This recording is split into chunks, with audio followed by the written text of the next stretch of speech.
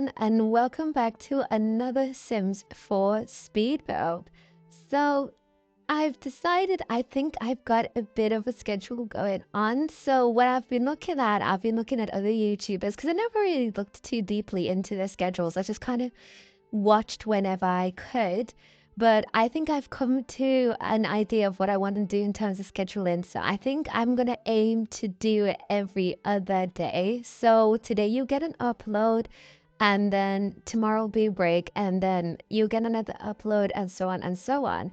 I want to do it in this way because in this way, instead of doing my previous schedule from last week where it was like I built for about 9 hours for 2 days straight, and I do 4 builds, and then I just do 2 hours every other day. This way I can continuously do all these ideas whilst restricting myself of certain ideas. So what ends up happening with me when it comes to building is that I have this urge to build like a million and one things, and I do it when I need to build those things, but then suddenly I just don't want to build anymore. So what happened was, I think it was last week before the rustic build where I got this just huge spike of inspiration. Just before that, you can see there's a bit of a break, a 4-day break. There was a lot of things going on, but then it was also like I couldn't think of what I couldn't commit to anything because I just had built for so much. And so now I'm doing this way that I can build, but then I'll also allow myself to not build and force myself to not build so that I can then build again. So how it goes is that I really want to do that Twilight Town build. And since I built yesterday, I'm going to hold off on building today. So then tomorrow I have all the inspiration and energy to finish it and do it tomorrow. So then the next day I won't, and then I'll, and so on and so on. This way, I'm just constantly excited and waiting for the next day for when I can build, but then I can also allow myself to have breaks and just enjoy the other leisures in life, like films. Like I'm really trying to get through this film stuff, and I really want to start watching a lot more TV shows and things like that. So I think I'm gonna start to get on to doing loads of things like that. And I think I'm gonna get a start into doing a lot of TV shows and watching a lot more films and everything. So I haven't still watched any films since Missing, because I was like I said before, it was such a great film. And when you watch such good films, it's just you get scared a bit to go on to another film because it's like that was so good, and I don't know if I want to go and bother with another film. But then it's also the genre as well. It was such a good genre of film that I think to myself that am I going to be able to find a genre similar to it, because it's thriller, it's crime, but I prefer thriller than straight up crime and mystery and stuff like that. Like I've said before, I really do like the Da Vinci's Code. I love anything where you have to decipher things. You get an influx of information that 9 times out of 10 is probably inaccurate, but it just makes you think as well. And sometimes a bit of like psychological thriller there in the mix. So like things going on with the mind, a bit of mixture between that is all like this big all-encompassing thing.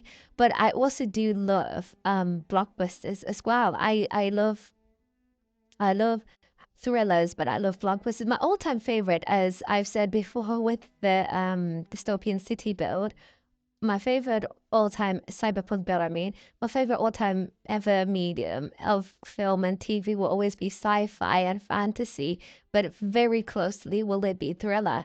And yeah, if you guys have any recommendations of any cool thrillers, I'm gonna say the ones that they're not thrillers, but I'm gonna say the films that I'm in the mood to watch lately. The films I'm in the mood to watch are stuff like Missing. So I know this also Searching, so I'm gonna watch that soon as well. But I'm in the mood to watch stuff like Missing. I'm in the mood to watch stuff like Da Vinci's Code. I'm in the mood to watch just stuff like that. Like anything that I don't like things that are too gory. Like if it's got a tiny bit of gore, that's okay. So like The Watcher, for example, it had a bit of gore in it, but nothing too like grotesque. But I don't mind it. I don't mind it at all when it's fantasy, because I feel like you just imagine werewolves. Like I feel like there's a difference between the gore in fantasy and even sci-fi sometimes compared to crime and thrillers, because even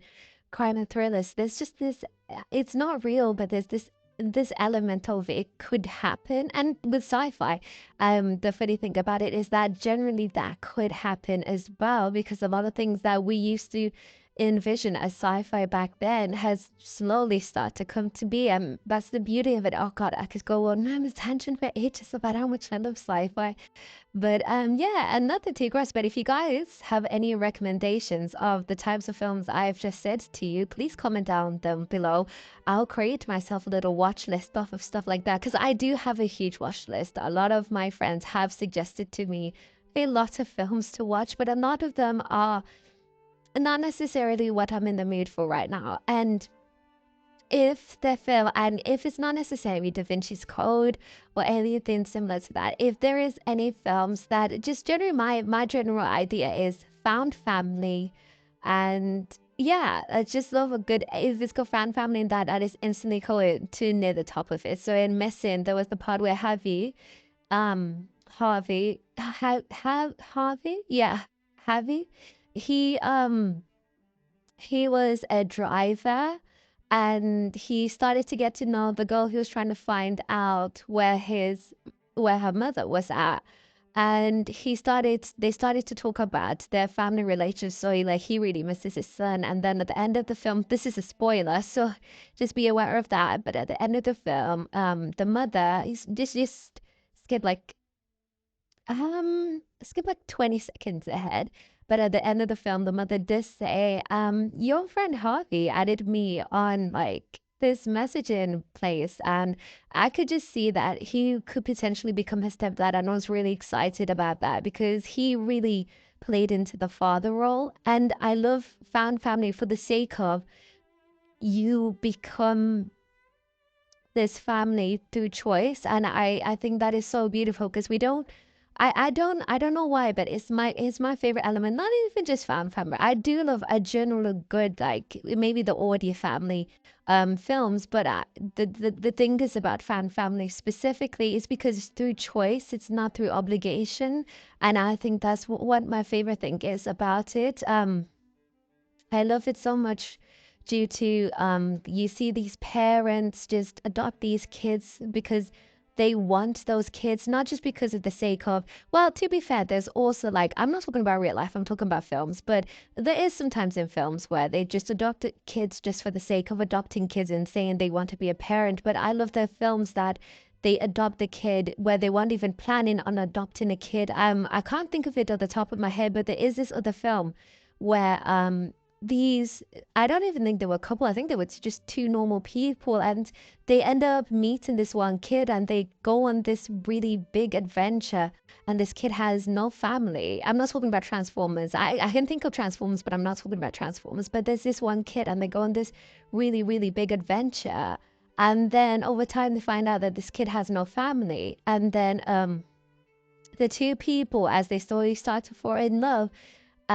they find out that they get really attached to this kid. They love this kid's personality, because the beauty of found family is because you're falling in, not falling in love, but you're beginning to love this person's personality. You're beginning to love this person, not who they could be or who you want them to be, this a way that normally predestined families are like I'm not saying all families are like that, but normally with families, they when they have the idea that they want kids, they have this idea of how they want their kids to be.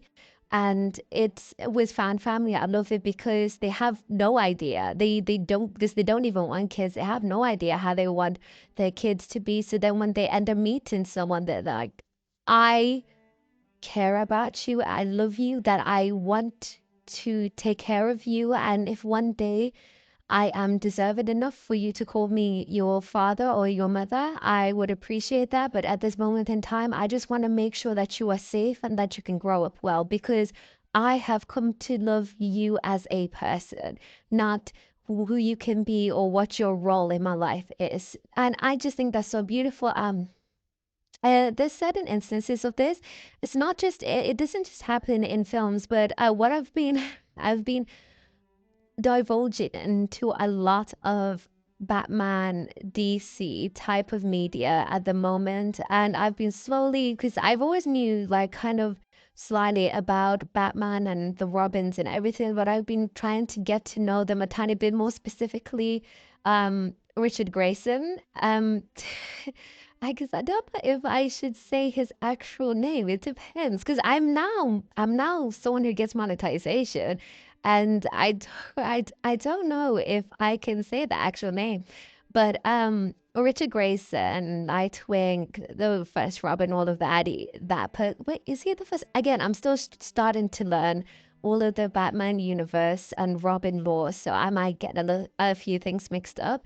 But even that instance, and I understand that Bruce is not the best parent in the world, but so after it depends on what edition you read and on what universe you read and which form you're reading it from and stuff like that. There's so many different perspectives of Bruce's relationship with his kids and everything. But the times that it is good and he's just trying to be a parent and everything like that, I love it so much because it is found family.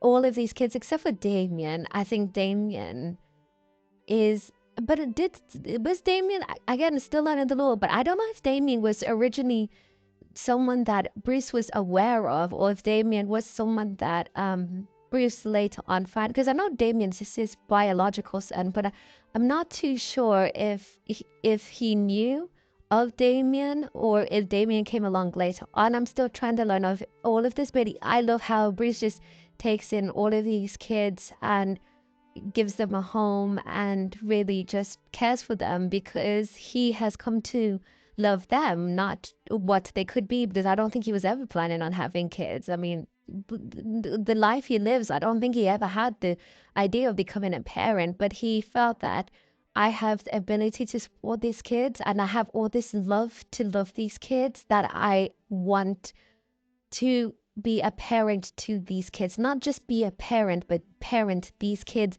and not just these kids, but these people, these future adults. I'm not just going to stop at you to care for you just because you're a child. Like when you get 18, when you become 28, when you become 30, I will still be this parent because I have come to love you as Richard Grace, and I've come to love you as, you know what, Jason Todd is like an asterisk. I know he cares about Jason Todd, but there's a lot of trauma going on around there, so I'm not too sure what's going on there. But it's like the whole I've come to love you, and I love it especially when it's vice versa. So when it's my ultimate favorite when it's vice versa, when a kid adopts a parent. So a kid has lived this life, this difficult life, has gone around doing all these other things, and then they have come to love this adult, and they want them to be their parent. They want them to be the guardian. They believe that they can take care of them. And there's a lot of media that portrays this, but the only thing I can think about as of now is because I've watched it recently. I recently watched Transformers the last night. I couldn't think of the girl in that film where she chooses, I forgot everyone's name, but she chooses Jaeger. I remember his last name. She chooses Jaeger as a potential member of her family. It's not discreetly that Jaeger will be her father figure or anything like that, but she chooses Jaeger as being the lead role of whatever convoluted family she wants, because she generally has come to love him, not through a responsibility of a daughter having to love the father or a daughter having to love the mother. She has come to love him as in he is a good person and he has these morals that I believe I can gain off of through his tutoring. And I think that's I just love found family like that. And those are different versions of found family, especially in books. Oh, in books, it's I could go off on how much I love them in books. There's a little element in what else happened. It's not found family, but it's not found family. Well, it kind of is. It depends. But in Doctor Who, with River Song and Amy Pond and Rory Williams. The kind of like a Brown family in the way, if you haven't watched Doctor Who, please skip like about 30 seconds. This is going to be so bad for my watch time. But if you haven't watched Doctor Who, basically Amy and Rory are River Song's parents, and so it's not found family in the sense of the random people that have come together and created this family, but it's found family in the sense of, yeah, they may have been biologically family, but they were completely unaware of the, well, River was aware, but Amy and Rory were unaware, so they had to slowly come to love River as their daughter. But the thing is about that is that Doctor Who doesn't showcase it as much, so it's really hard to truly delve into that. But it's an aspect that I really love, because then you've got the whole thing of Amy being the Doctor's mother-in-law and Rory being the Doctor's father-in-law, and it's been that whole beautiful dynamic and everything like that. And I just love fan family a lot. I don't know what that says about me. I want to do a test. I kind of want to go to therapy, not just because I think everyone should go to therapy, but I also just kind of want to. I wish there was a sort of therapy where you could find out why you like certain things, and one of them would be found family. I know why I like sci-fi fantasy. It's escapism. It's the same with The Sims. Well, The Sims is more controlled than it is escapism. Wait, hold on. Let me explain that because it sounds a bit hard without an explanation. But when I say control, I mean in The Sims, I don't have a lot of control, because 9 times out of 10, what I'm planning to make doesn't actually end up looking like what I want it to look like. But it's control in the sense of I feel as if nothing bad can happen unless I want it to happen. So with The Sims, sometimes bad things can happen, but there's a control of letting, if it is a permanent bad situation or just not saving the game and starting from scratch again. So with The Sims, I know why I like The Sims so much is a sense of control, and it's also a good output of my creative energy, because I've said before, I work in the entertainment industry, and without money, you can't have a lot of your ideas come to life. So any idea that I have storytelling wise, I normally just input it into The Sims. So with the Cyber City thing, that was like a story I had in my head that I input it into The Sims. And with the villa and even this build here, it was just different. Those cinematic intros in the beginning really helped me, because after I finished university, at university, all I did was make films constantly. And then when I finished and had to move back home, I wasn't able to, because I wasn't near the equipment. I was not like a student, so I couldn't even use the equipment. And then I didn't have the money to just go around and making films, because that is a very expensive hobby, regardless of what anyone says. When someone says just use your iPhone, yeah, just use your iPhone, but you also need to have actors. You need to have friends that aren't working, and I would never ask my friends not to work to be part of my films. And it's just getting busier, and it was so much easier during university, where everyone's schedules were a bit more um free to allow stuff like this, but you can't really do that anymore. So those cinematic intros beginning of all of my Sims videos really do help me advance on my skills during that, in that type of medium. And it also allows me to just have a little bit of creative output that I'm not able to do anymore. I still have one of my cameras, the first ever camera I brought when I first got my student finance money. It was really beneficial, helped me get my job during university. It was really great. And I would love to use it a lot more, but again, you just need a little bit more. You just need it's not even like you need excessively a lot, but you still need to have a little bit more than I quite have right now. Not even just in terms of money, but in terms of just people around you and freedom and time. Time is one of the it's something that during university I was constantly thinking.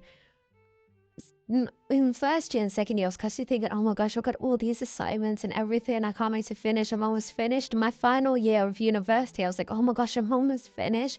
And it was really I really felt it deep in my bones that I was almost finishing in my third year, because I had my A levels was disrupted. So I had my first full year of A levels, but my second year was disrupted due to the thing that went on in 2020. And I wasn't necessarily able to really do what I complete the full process, the full experience of being an A-level student. So then when I started university, my first year was completely disrupted. But my second year, I got a more opportunity.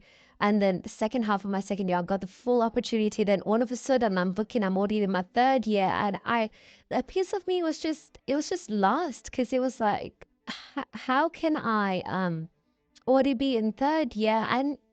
And even though I was wanting it to be done just so I can, it was like needing to rip off a bandage because it's like, I just don't know if I'm gonna pass or I just need all these assignments done and everything because in university, one of the most difficult things about studying a creative degree and it wasn't entirely creative, it was the business aspect of the entertainment industry, but there was still very creative elements and optionals you could do that were creative.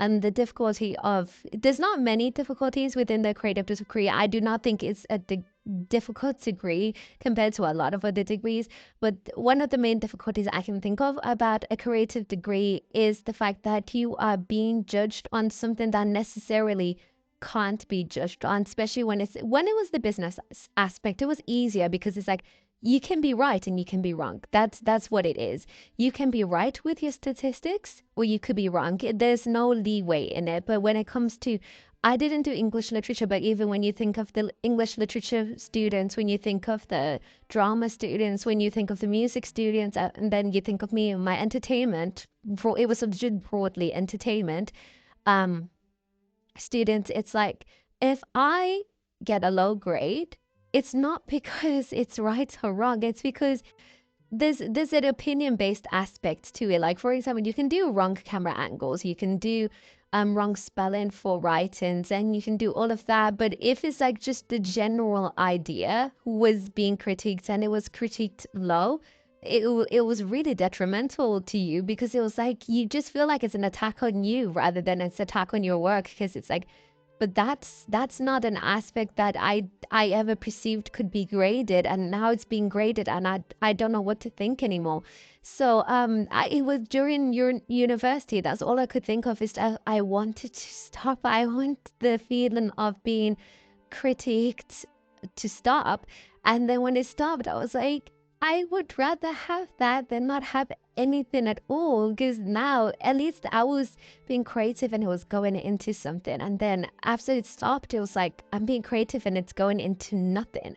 So then I started making a YouTube channel and I was like, let me make Sims videos because I still want to output my creativity in a way, and I don't want to feel like it's just going out into the ether. I do want it to go somewhere, even if not a lot of people see it. I do want it to go somewhere so I can just always look back on it and just constantly look at it sometimes because I do watch my own videos. I don't know if it's that bad, but I do watch my own videos sometimes just so I can see where I'm at, where I'm going, what my mental state is. And yeah, during university, there was a lot of dark topics within my entertainment, and there still is.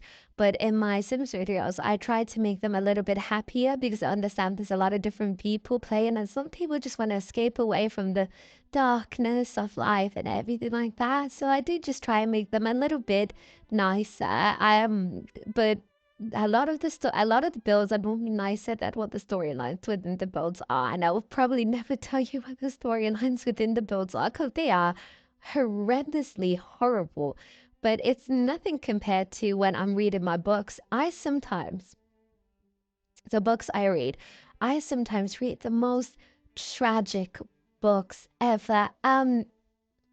Well, there was this one book I read before. I won't say what's in it because it's honestly it's just so sad and I do not want to potentially trigger anyone. But I read it and I was so distraught and I was thinking to myself, why did I do that to myself? Because I cannot read a book without a happy ending, except for if my favorite character dies at the end. I don't know why. If my favorite character in the book, whatever book I'm reading, if I gain a favorite character and then I find that, because normally 9 times out of 10 I'm going to snoop what people are saying about the book. If I find that they die at the end, I will read, and I will read with a smiley face, because this might be a little bit controversial, I can't lie, but I do prefer the books where either both characters die at the end, both if it's, because with books I prefer romance books.